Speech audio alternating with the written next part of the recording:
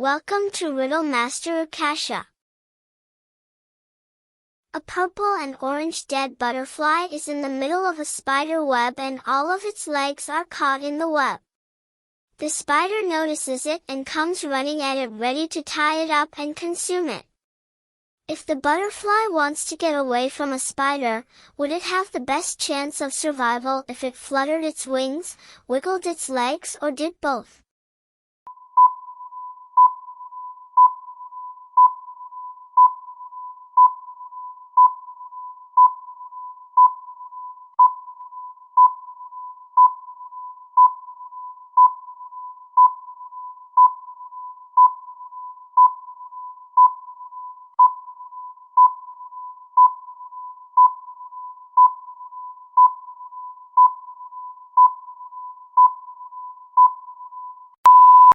It can't do any of the above because the fly is already dead.